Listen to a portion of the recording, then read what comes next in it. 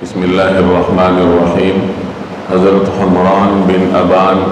جو کہ حضرت عثمان رضی اللہ تعالی عنہ کے آزاد کردہ غلام ہیں،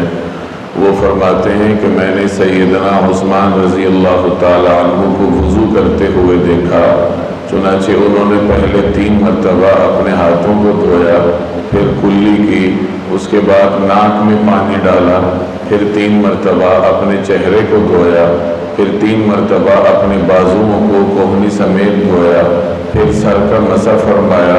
اور آخر میں دونوں پاؤں کو 3 مرتبہ دھویا، اور پھر فرمانے لگے کہ میں نے نبی کریم صلی اللہ علیہ وسلم کو اسی طرح وضو کرتے ہوئے دیکھا ہے جیسے میں نے ابھی وضو کیا۔ آپ صلی اللہ علیہ وسلم نے اس طریقے سے وضو فرمایا اور پھر ارشاد فرمایا کہ جو شخص اس طرح وضو کرے اور اس کے بعد 2 رکعت تحیۃ الوضو پڑھے اس طریقے سے کہ اس کے دل میں کسی قسم کا کوئی خیال اور وسوسہ نہ آئے، تو اللہ تبارک و تعالی اس کے پچھلے تمام گناہوں کو معاف فرما دے گا۔ یہ سنن ابی داؤد کی روایت کا مفہوم ہے جس میں وضو کرنے کی کیفیت کا بیان ہے۔ وضو کرنے کے دوران اعضائے وضو کو کتنی مرتبہ دھونا چاہیے؟ اس کا جواب یہ ہے کہ کم از کم 1 مرتبہ اعضائے وضو کو دھونا ضروری ہے،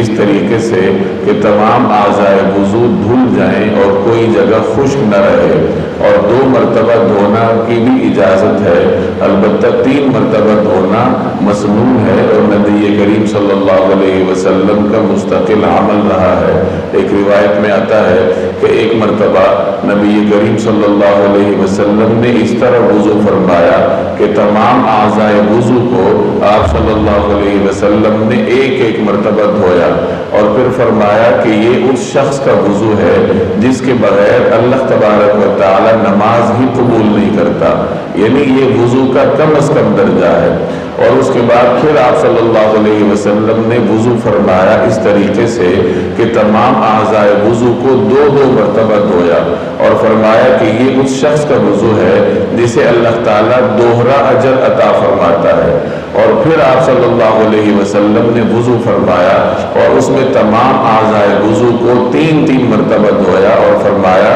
کہ یہ میرا وضو ہے اور مجھ سے پہلے تمام انبیاء کرام کا بھی وضو کرنے میں یہی طریقہ کار تھا۔ تو خلاصہ یہ ہے کہ وضو کرتے ہوئے اعضائے وضو کو کم از کم 1 مرتبہ دھونا ضروری ہے، اور 2 مرتبہ دھونے کی اجازت ہے، البتہ 3 مرتبہ دھونا یہ مسنون ہے۔ آج جو ہم نے روایت پڑھی اس میں حضرت عثمان رضی اللہ تعالی عنہ نے نبی کریم صلی اللہ علیہ وسلم کے وضو کی کیفیت کو بیان فرمایا۔ حضرت عثمان وہ صحابی ہیں جو بالکل ابتداء میں مسلمان ہوئے اور طویل زمانے تک نبی کریم صلی اللہ علیہ وسلم کے ساتھ رہے۔ آپ صلی اللہ علیہ وسلم کے داماد ہونے کا شرف بھی ان کو حاصل ہے، تو انہوں نے رسول اللہ صلی اللہ علیہ وسلم کے وضو کی کیفیت کو اس طرح بیان فرمایا کہ آپ صلی اللہ علیہ وسلم نے تمام اعضائے وضو کو 3 مرتبہ دھویا، اور پھر ارشاد فرمایا کہ جو شخص بھی اس طرح وضو کرے اور اس کے بعد 2 رکعت نفل پڑھے تحیۃ الوضو کی نیت سے، اور اتنے اطمینان سے پڑھے کہ اس کے دل میں کسی قسم کے اور خیالات نہ آئیں بلکہ اللہ کی طرف متوجہ ہو کے پڑھے، تو اللہ تبارک و تعالی اس کے پچھلے تمام گناہوں کو معاف فرما دے گا۔ اللہ جل جلالہ عمل کرنے کی توفیق عطا فرمائے۔